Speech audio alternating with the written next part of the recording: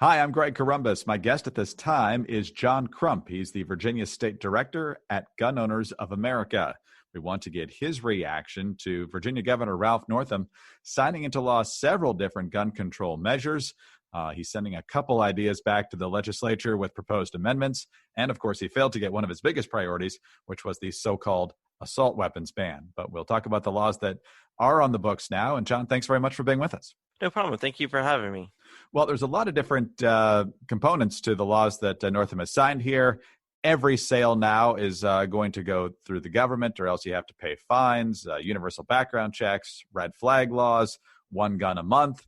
I'm sure you don't like any of them, but is there a specific one that you're most upset about? A couple, actually.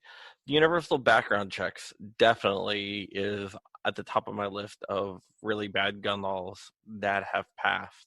There's also another law that you didn't bring up, which would basically get rid of preemption. It allows localities to set up their own gun-free zones.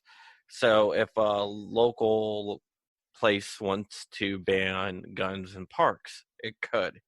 They can also ban guns from like demonstrations and stuff like that. For example, a lobby day that we had in Virginia, which was a amazing success.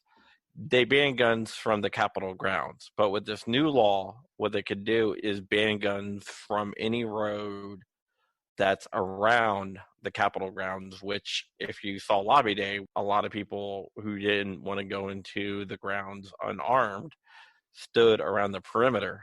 With this new law, they could pass a local resolution that would ban that. We're talking with John Crump. He's the Virginia State Director at Gun Owners of America. And John, what's going to be the impact of all these laws together happening now? What's it going to mean for gun sales? What's going to mean for the safety of Virginia residents going forward? It's going to make Virginia residents a lot less safe, especially with like the expansion of gun-free zones. That means that armed citizens who are background checked and have no convictions cannot be armed. Well, the bad guys aren't going to obey like gun-free zones, so they're going to go into that gun-free zone as well. So that's going to make Virginia residents a lot less safe. It's also going to put a burden on Virginia gun owners and collectors because now they can only buy one handgun a month. I'm a huge collector. I collect a lot of handguns, and sometimes I'll buy 2, 3, 4 a month if I can find good deals or if I can find the guns that are rare that I want. With the new law, if I didn't have a concealed handgun permit, I wouldn't be able to do that. It's just going to put a damper on a lot of stuff like that. Also, with the universal background checks, it's going to make it more expensive for me to buy a gun for my neighbor, for example, because I would have to go to an FFL to have that gun transferred to me by doing a background check. Let's talk about that for a moment, because universal background checks now means that it's not just the gun show loophole. It's also, if a father wants to hand a gun down to his son, or like you said, a person to their neighbor, now the government's getting all involved in it. The counter argument to that, I would imagine, is, well, you might know whether your son could be a threat to the public, but you might not know your neighbor as well as you think you do. And while you think he's a responsible person, you don't know his whole background necessarily. So why not let that go through a background check? What's your response to that? There is a couple different responses to that. One response is that the universal background checks would also mean that I couldn't lend a gun to my neighbor to go to the shooting range to get proficient at shooting and to become safer. I would have to go to the FFL to transfer that gun. Another thing is background checks always leads to a registration, which flies in the face of what the Second Amendment is meant to be. A registration always leads to confiscation. So, I don't want the government to know what I have, and I'm sure a lot of other people out there don't want the government to know what they have either.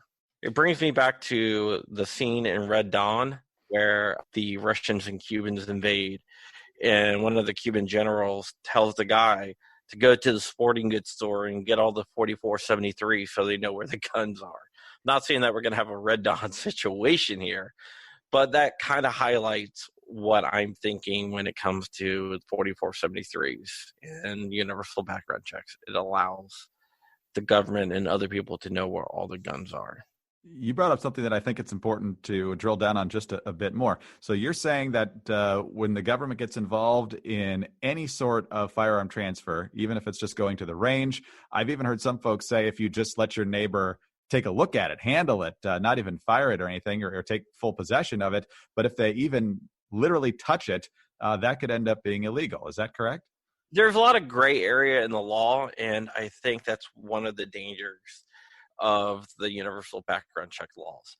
They can be exploited in a lot of different ways to prosecute people for a lot of different things that the law was never meant to outlaw.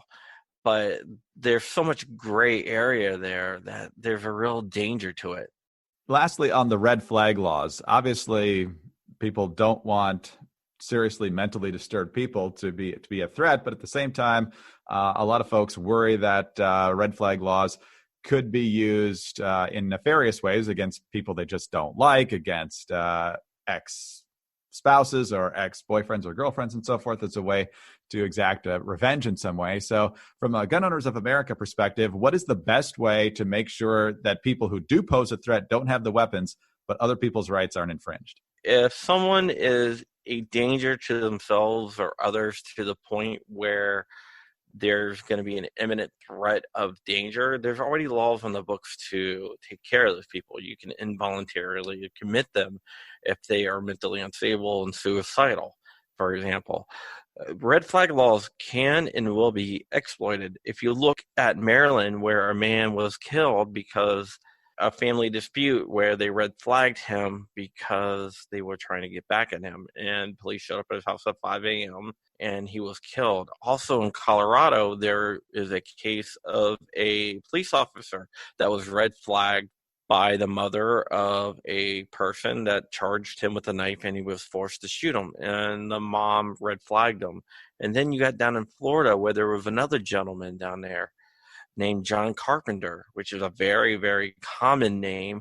He was red flagged for the simple fact that there was another person in his town named John Carpenter who was dealing drugs and made threats against someone, and they red flagged him because he had a concealed handgun permit, so they figured it was him, and so they red flagged him, even though he had nothing to do with the other John Carpenter. John, thank you very much for your time today. We appreciate it. Well, thank you. John Crump is Virginia State Director at Gun Owners of America. I'm Greg Columbus reporting for Radio America.